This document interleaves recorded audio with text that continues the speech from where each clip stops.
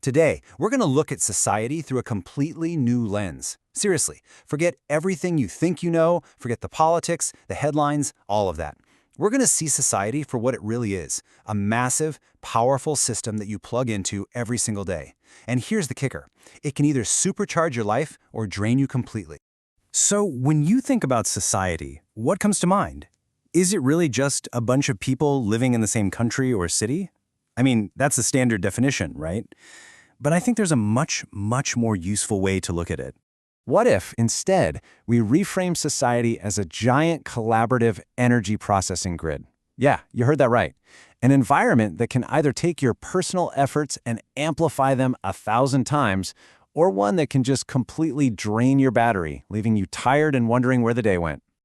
Okay, so to really get our heads around this grid idea, we need to start at the most basic level. And our first big clue actually comes from a really cool concept in biology. Society, at its core, is a superorganism. It's kind of like your own body, right? You're made of trillions of tiny cells, all working together, so you don't have to consciously think about, making your heart beat. Society works the exact same way. It's billions of us humans, all working together, so you don't have to figure out how to build a smartphone from raw sand or refine the gasoline for your car all by yourself. And this is where it gets really interesting. This shows the incredible deal we get from being part of this superorganism. If you were alone in the woods, 100% of your energy would just go to basic survival. Finding food, building shelter, not getting eaten. But inside society, you can spend maybe, 1% of your energy on survival just by buying a burger, and that frees up the other 99% for your real goals, your infinite energy pursuits. That's a huge energy surplus.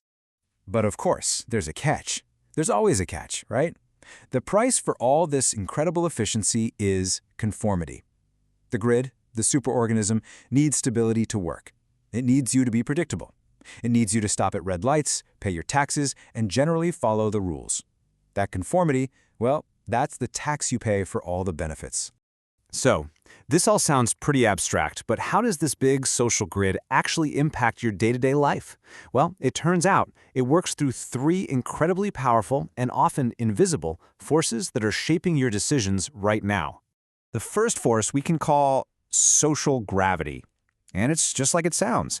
Like physical gravity, it pulls everything toward a center, creating a default path for everyone, a path of least resistance that's just easy to fall into. And this path has a name, the script. You know it well. Go to school, get a good job, take out a mortgage, save for retirement.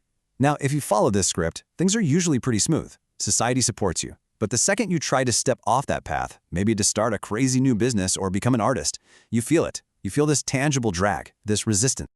So what do you do about it? Well, you don't fight it head on. That's like trying to fight the wind. It's just a total waste of energy. The smart play is to become aerodynamic.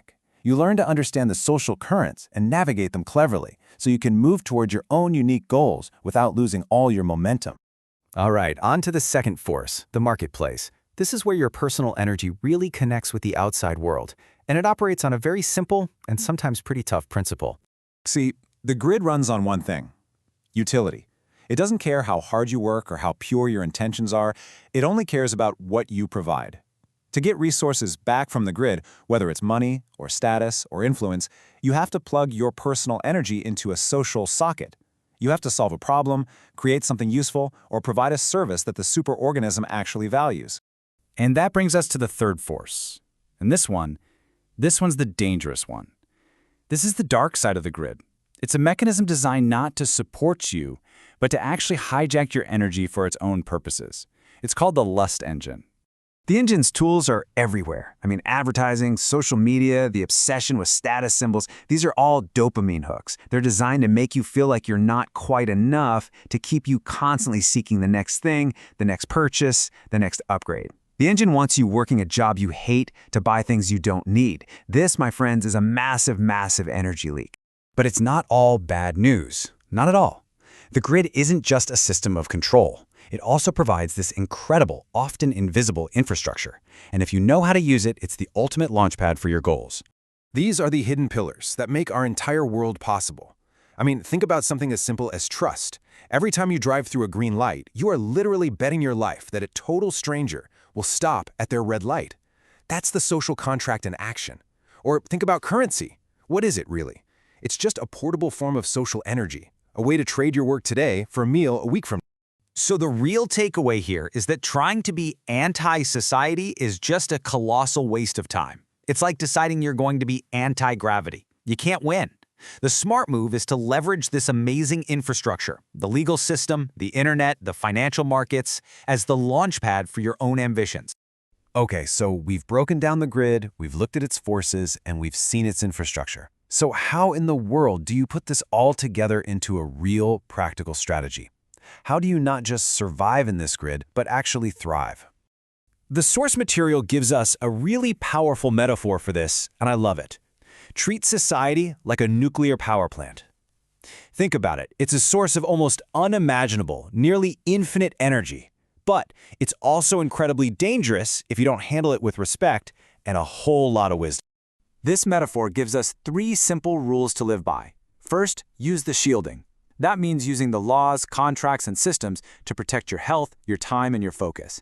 Second, avoid the meltdown. Don't get sucked into the endless outrage cycle on social media or the black hole of consumerism. Those are the radiation leaks that will burn you right out. And third, and this is the most important one, be a supplier. This last point, this is the real secret to mastering the grid. When you make that mental shift from being just a consumer to being a supplier of massive value, when you give more to the grid than you take from it, something almost magical happens. Society stops being this heavy weight, this drag holding you down, and it becomes a powerful force multiplier, amplifying your efforts to heights you couldn't even imagine. And that really leaves us with this final crucial idea. The whole game isn't about dropping out or trying to escape society. That's a losing battle. It's about understanding the system. It's about mastering that interface between your own individual energy and this vast, powerful collective grid. Because when you finally learn to do that, you can harness its power to achieve just about anything.